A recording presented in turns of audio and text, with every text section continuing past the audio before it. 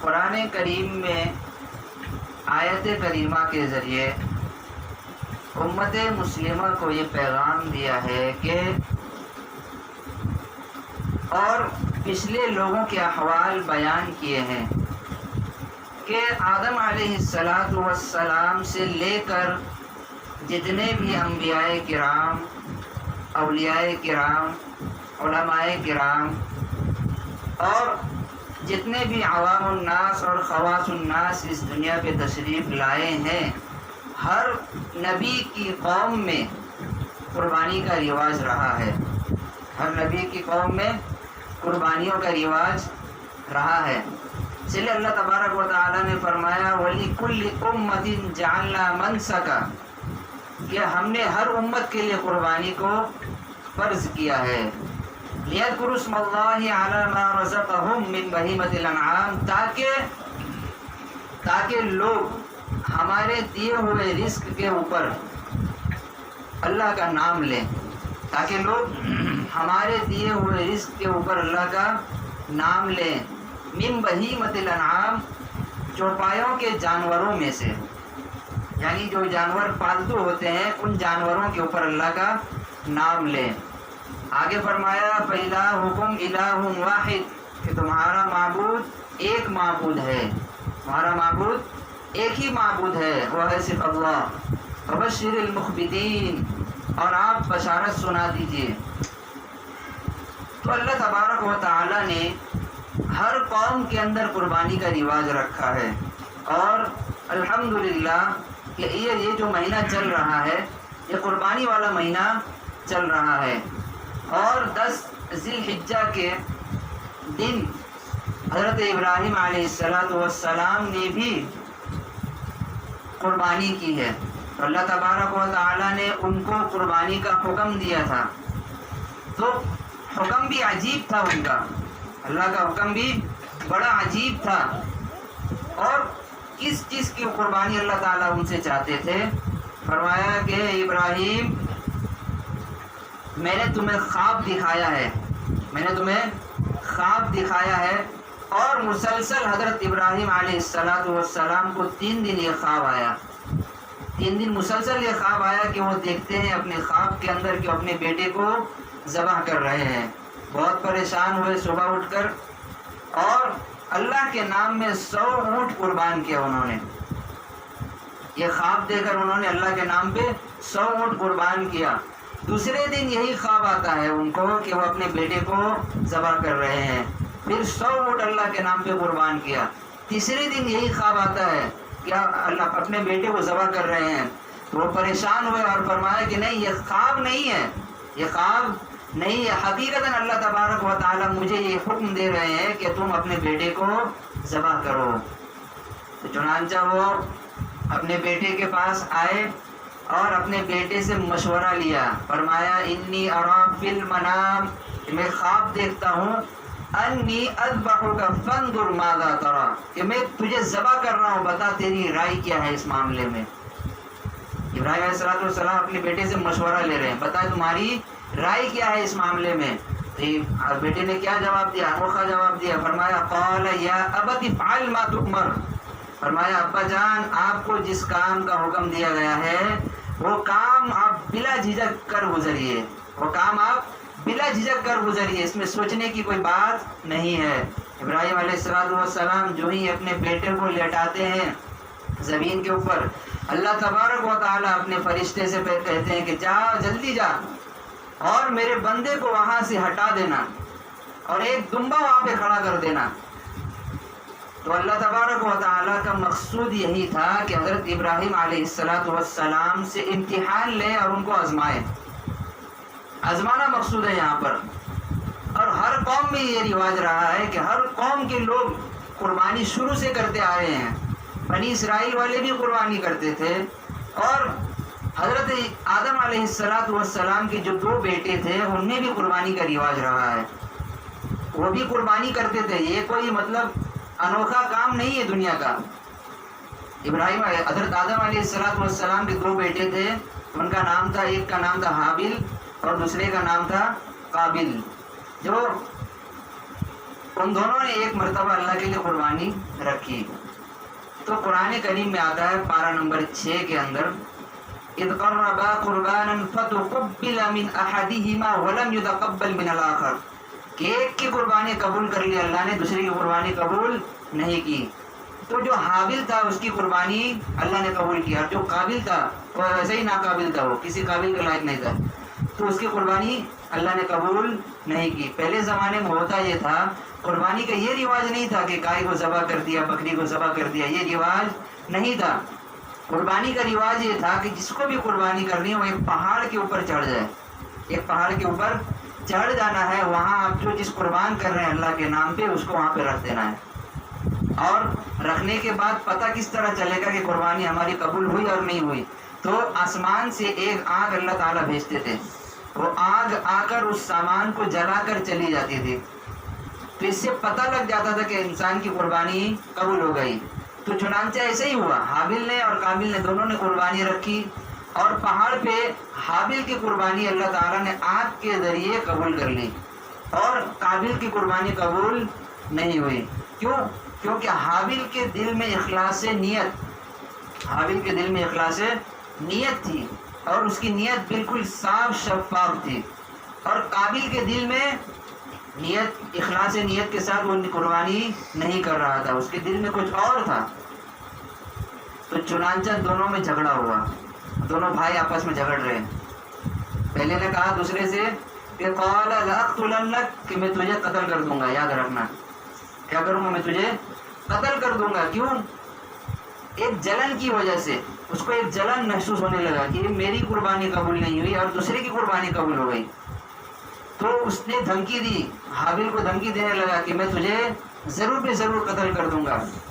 تو حابل نے کہا انما یتقبل اللہ من المتقین، کہ اللہ تبارک و تعالی متقیوں کی قربانی قبول کرتے ہیں، اور جس کے دل میں کوئی کھوٹ ہو، جس کے دل میں کچھ میل ہو، اس کی قربانی اللہ تعالیٰ قبول نہیں کرتے ہیں. اس سے یہ بات پتہ چلی کہ قربانی اگر کرنا ہے تو اخلاص نیت کے ساتھ کرنا ہے. قربانی اگر کرنا ہے تو اخلاص نیت کے ساتھ کرنا ہے، صرف اللہ کی رضا اس میں کیا ہو؟ مقصود ہو، بندوں کی رضا مقصود نہ ہو. تو ہر قوم میں یہ رواج رہا ہے کہ قربانی کرنا ہے. تو ابراہیم علیہ السلام سے یہ رواج چلا ہے، اور آپ صلی اللہ علیہ وسلم نے فرمایا کہ انا ابن الذبیحین، کہ میں دو ذبح ہونے والوں کا بیٹا ہوں. ایک تو وہ جو ابراہیم علیہ السلام اپنے بیٹے کو ذبح کر رہے تھے، ان سے نسل چلی ہے. نسل ابراہیم علیہ السلام کے بیٹے حضرت اسماعیل علیہ السلام سے سارا دنیا میں جتنے بھی آدمی آئے ان کی نسل سے ہے سب. اور ایک وہ کہ حضرت محمد صلی اللہ علیہ وسلم کے دادا عبد المطلب جو بت پرست تھے، مسلمان نہیں تھے، عبد المطلب ان کا دادا کا نام ہے، وہ بت پرست تھے. انہوں نے ایک مرتبہ نظر مانی کہ میرا فلاں کام اگر ہو گیا تو میں اپنے بیٹے عبداللہ کو قتل کروں گا. عبداللہ کون تھے؟ آپ صلی اللہ علیہ وسلم کے والد صاحب عبداللہ، ان کے والد صاحب عبد المطلب. ٹھیک ہے، تو دادا نے کیا نظر مانی کہ میرا فلاں کام ہو گیا تو میں اپنے عبداللہ کو ذبح کروں گا.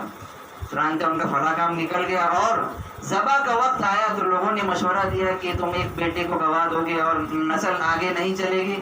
تو انہوں نے سوچا، لوگوں نے مشورہ دیا کہ ایک بیٹے کو قتل مت کرو، اس کی نسل بڑھنے دو آگے. چنانچہ اس بیٹے کے ذریعے تم کیا کرو، اس بیٹے کو چھوڑ کر تم اللہ کی راہ میں 100 اونٹ قربان کر دو. ایک آدمی کی دیت یہی ہے، اگر کوئی آدمی کسی کو ناحق قتل کر دیتا ہے تو اس کے مقابلے میں 100 اونٹ کا مطالبہ کیا جائے گا اس سے. ایک آدمی کی قیمت یہ ہے کہ اگر کوئی کسی کو ناحق قتل کر دے تو اس سے 100 اونٹ کا مطالبہ شریعت کرتی ہے کہ 100 اونٹ اللہ کے راہ میں قربان کرو. تو لوگوں نے یہی مشورہ دیا کہ عبد المطلب تم عبداللہ کو قتل مت کرو. اور یہ اللہ تعالیٰ کی منشا ہے کہ عبداللہ سے کون پیدا ہونے والا ہے؟ آخری پیغمبر پیدا ہونے والے ہیں. اگر وہی قتل ہو گئے تو پیغمبر کہاں سے آئیں گے؟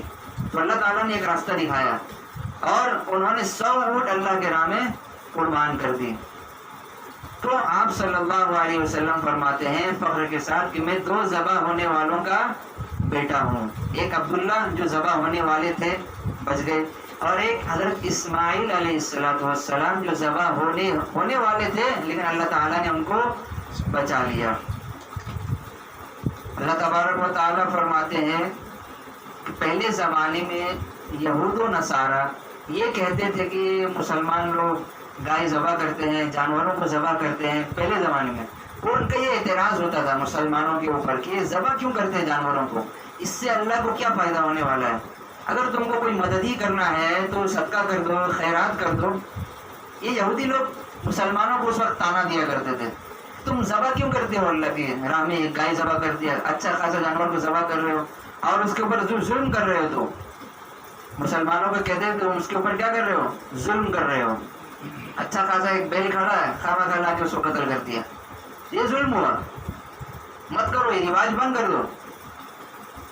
تو جواب یہ دیا گیا ان یہودیوں کو اور نصارہ کو, پہلے بتاؤ, اچھے سے بیٹھ جاؤ. پہلے ان کو جواب یہ دیا جائے گا کہ پہلے تم شانت ہو جاؤ, اچھے سے بیٹھ جاؤ, اور اگر چائے وائے نہیں پی تو چائے پی کے آؤ, تم کو سمجھائیں گے اسلام کا مسئلہ کیا ہے.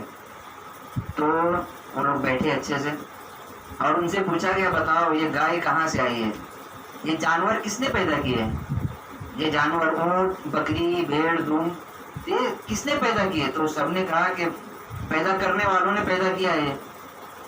تو مسئلہ یہ نکلا کہ جب پیدا کرنے والے نے پیدا کر کے یہ حکم دیا ہے کہ تم میرے پیدا کیے ہوئی چیز کو تم کیا کرو, اللہ کے راہ میں قربان کرو, تو یہاں اس انسان کو اپنی عقل دوڑانے کی ضرورت نہیں ہے کہ کیونکہ جب اللہ تعالیٰ جانوروں کے مالک ہے, اللہ تعالیٰ خود جانوروں کے مالک ہے اور وہ خود کہہ رہے کہ بھائی میں نے حکم دیا ہے کہ تم اللہ کے راہ میں قربان کرو, تو تمہیں مان لینا چاہیے فوراً.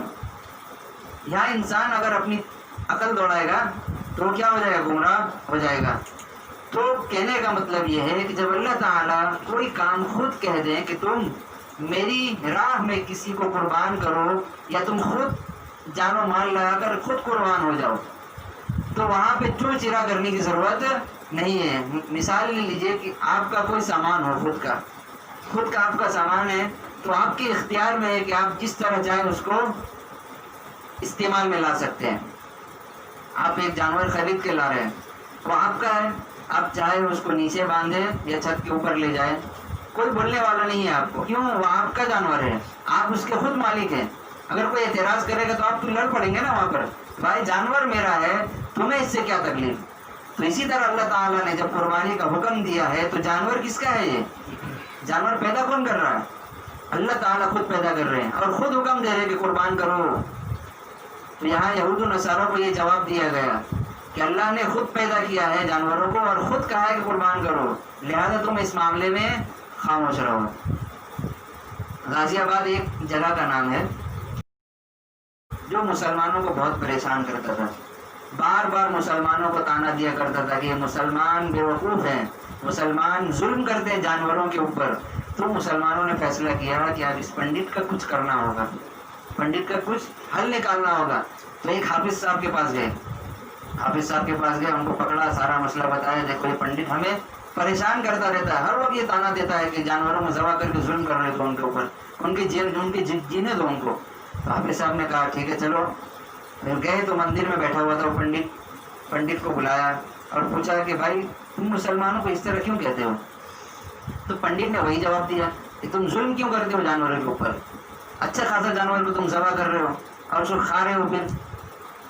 تو حافظ صاحب نے کہا کہ اسلام کی بنیادی چیزیں کتنی ہیں بتاؤ. جبکہ پنڈت ہر چیز کو ریسرچ کیا ہوا ہوتا ہے, اس کو اسلام کے بارے میں پتا ہے, اس کو تورات پڑھا ہوا ہوتا ہے, پہلی کتابیں پڑھا ہوا ہوتا ہے. اس نے کہا اسلام کی بنیادی 4 چیزیں ہیں. تو حافظ صاحب نے کہا ایک چیز اور بھی ہے, وہ ہے جہاد, اللہ کے راہ میں جہاد کرنا, ایک چیز اور بھی ہے. تو اس نے فوراً تسلیم کر لیا کہ ہاں واقعی جہاد ہے, کہ پہلے ہو چکا ہے, اس کو معلوم تھا, ہسٹری پڑھا ہوا ہوگا.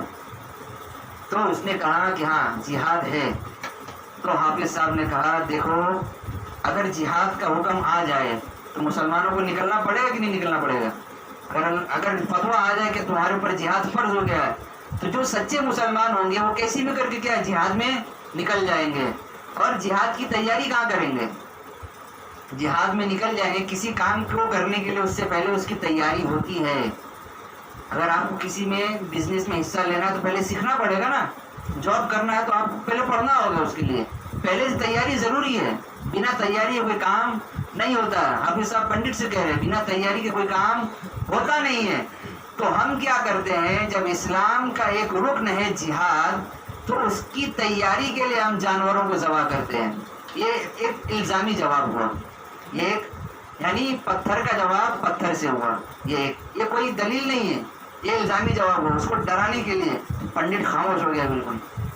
اگر جہاد کا حکم آ جائے تو یہ ہمیں بھی قربان کر دے گا. یہ پنڈت ڈر کے مارے وہاں سے بھاگا. تو یہ الزامی جواب ہے کہ پتھر کا جواب پتھر سے.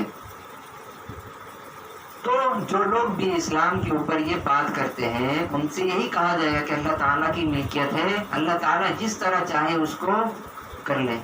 اور جانور جو قربانی میں جو جانور متعین کیا گیا ہے گائے بیل بھینس بھی اس میں ہے بکری دمبا بھیڑ اور اونٹ یہ تمام جانور اس میں کیا متعین ہے. اگر اس سے ہٹ کے کوئی قربانی کرتا ہے تو اس کی قربانی درست نہیں ہے. اگر کوئی عید کے دن 100 مرغیاں لا کے اللہ کے راہ میں قربان کرے تو بھائی قربانی ہوگی اس کی نہیں ہوگی قربانی.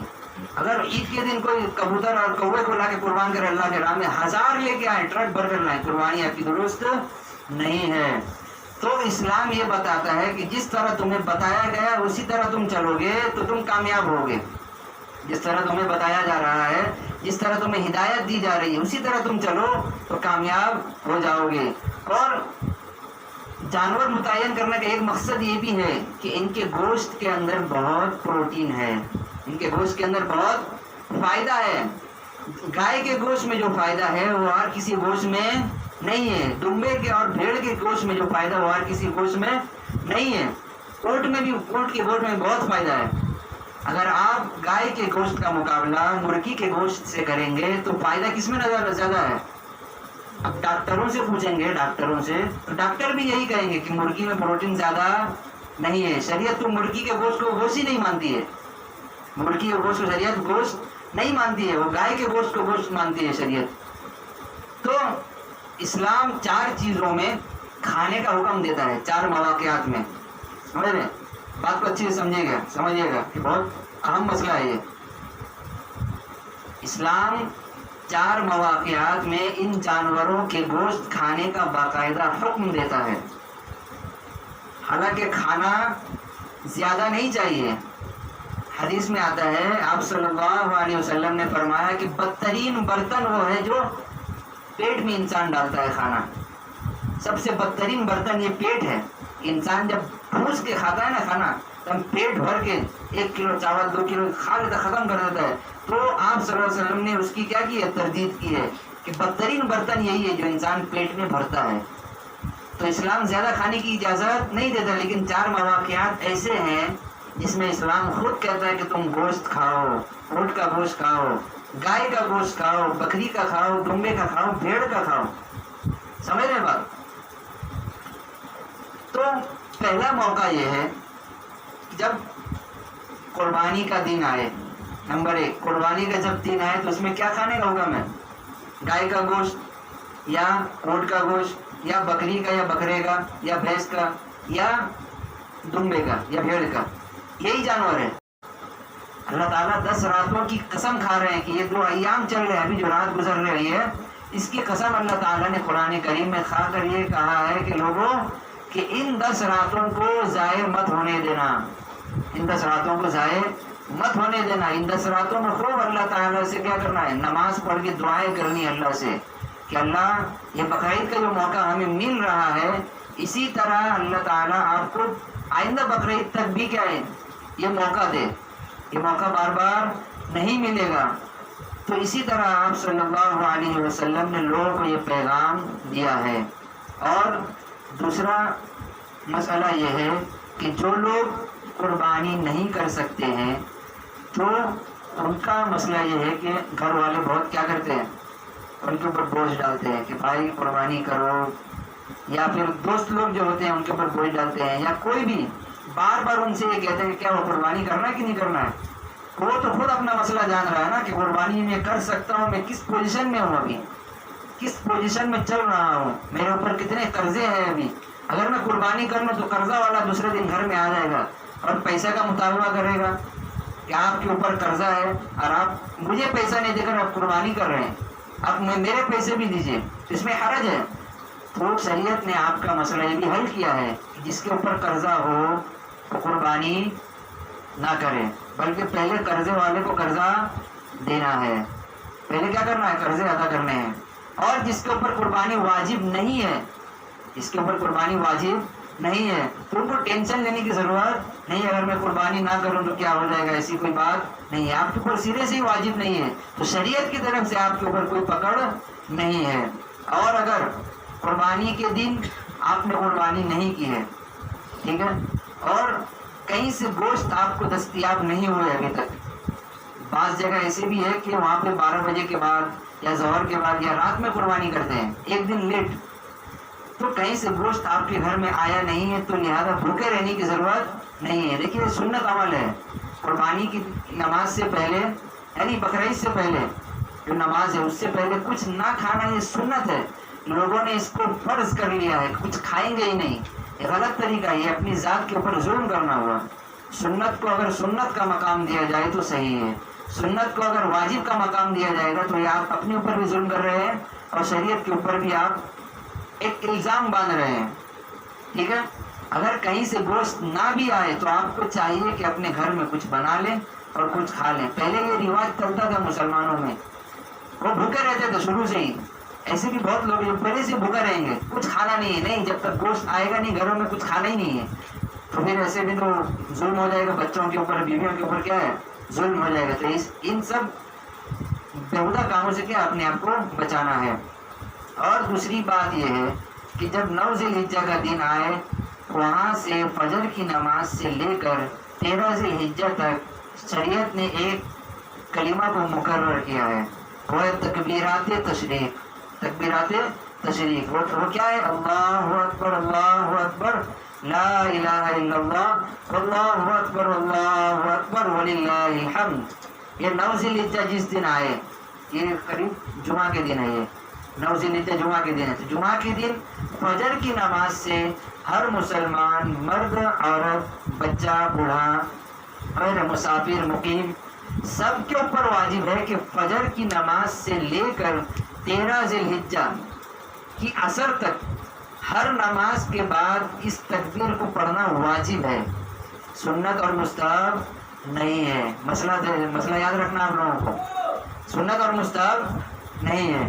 تو فجر کی نماز کے بعد آپ نے پڑھنا ہے اللہ اکبر لا الہ الا اللہ اللہ اکبر وللہ الحمد. مرد کے لیے بلند آواز سے پڑھنا ضروری ہے اور خواتین کے لیے، عورتوں کے لیے آہستہ آواز میں پڑھنا ضروری ہے. مرد عورت دونوں کے اوپر واجب ہے. اگر ان دنوں میں آپ کی کوئی نمازیں چھوٹ جائے تو اس کا کیا طریقہ ہوگا، تو آپ کی تکبیر بھی چھوٹ گئی نا. پھر اس کا طریقہ یہ ہے کہ اگر ان 5 دنوں کے اندر آپ وہی نماز قضا کر رہے ہیں، ان 5 دنوں کے اندر اگر آپ اسی نماز کو قضا کر رہے ہیں تو نماز کے بعد جو نماز قضا ہو رہی ہے اس کے ساتھ ساتھ تکبیر کو بھی کیا کرنا ہے، قضا کرنا ہے. یعنی 9 ذی الحجہ کے دن فجر کی نماز آپ کی گول ہو گئی تو آپ 12 ذی الحجہ کو یا 10 ذی الحجہ کو فجر کی نماز لوٹا رہے ہیں. کون سی نماز، 9 ذی الحجہ والی نماز. 9 سے 13 تک میں رہنا ہے. 9 ذی الحجہ والی نماز آپ ان 5 دنوں کے اندر کبھی بھی قضا کر رہے ہیں تو تکبیر کو بھی ساتھ میں لوٹانا ہوگا. ظہر کے بعد اگر آپ ظہر کی نماز پڑھ لیں تو تکبیر کہنا ظہر کے لیے ہوگا، اور اگر اسی وقت آپ فجر کی نماز بھی قضا کر رہے ہیں تو فجر کے بعد بھی اس کو کیا ہے، تکبیر کو لوٹانا ہوگا، یعنی ڈبل ہو گیا وہ. اور اگر ان 5 دنوں کے بعد آپ اس نماز کو کیا کر رہے ہیں، قضا کر رہے ہیں، تب اس کو لوٹانا نہیں ہے، تو وہ آپ کی فوت ہو گئی، تکبیر کیا ہو گئی، فوت ہو گئی. تو 10 ذی الحجہ جو بھی چل رہا ہے ان دنوں میں خوب کیا کرنا ہے، روزہ بھی رکھنا ہے اور خوب عبادت کرنی ہے، اللہ تعالیٰ کی خوب عبادت کرنی ہے. آپ صلی اللہ علیہ وسلم اتنی عبادت کرتے تھے کہ ان کے پیر مبارک سوج جاتے تھے، بالکل پیر راتوں میں ایک ایک قرآن آپ صلی اللہ علیہ وسلم ختم کیا کرتے تھے. اور اللہ تعالیٰ نے بھی قرآن کریم میں اشارہ دے دیا ہے والفجر ولیال عشر کہ 10 راتوں کی قسم کھاتا ہوں میں. ان 10 راتوں میں گارنٹی ہے کہ اللہ تعالیٰ آپ کی مغفرت فرما دیں گے. بعض حدیث کے اندر یہ بھی آیا ہے کہ ان 10 راتوں کی جو ایک بھی رات ہے وہ شب قدر کے برابر ہے. یہ تو 10 رات چل رہی ہے نا, اس میں سے کوئی ایک بھی رات ایسی ہے یا تمام راتیں جو آپ کو مل جائے اس شب قدر کے برابر ہے بالکل. جس طرح کسی انسان کو شب قدر مل جائے تو اس کی کیا ہے, مغفرت ہو جاتی ہے, بخشش ہو جاتی ہے, تو اسی طرح یہ راتیں بھی چل رہی ہیں. اگر آپ ان میں اللہ تعالیٰ کو منا لیں گے اور اللہ تعالیٰ سے جو دعائیں مانگیں گے انشاءاللہ یہ گارنٹی ہے کہ آپ کی وہ دعا قبول ہوگی. اور حدیثوں میں آتا ہے کہ اللہ تبارک و تعالیٰ ہر وقت رات کے وقت تہائی آسمان پہ آ جاتے ہیں, یعنی پہلے آسمان پہ آ جاتے ہیں تہائی رات کے وقت, پہلے آسمان پہ آ کے یہ آواز لگاتے ہیں کہ ہے کوئی بندہ جو مجھ سے مطالبہ کرے, ہے کوئی بندہ جو مجھ سے مانگے, جو مجھ سے مغفرت چاہے, ہے کوئی. لیکن ہوتا کوئی نہیں, سب تو سو کے ہوتے ہیں, سنے گا کون. تو اللہ تبارک و تعالیٰ ہر وقت تیار ہے کہ آپ کی مغفرت کسی بہانے کر دے, لیکن بندہ وہ موقع دیتا نہیں ہے. سمجھ رہے بات. اللہ تعالیٰ سے یہی دعا ہے کہ اللہ تبارک و تعالیٰ ہم سب حضرات کو ہر ہفتے یہاں پر جمع ہونے کی اسی طرح کیا کرے, توفیق دے, اور جو بات کہی گئی ہے اس کے اوپر عمل کرنے کی بھی توفیق دے. وآخر دعوانا ان الحمد للہ رب العالمین.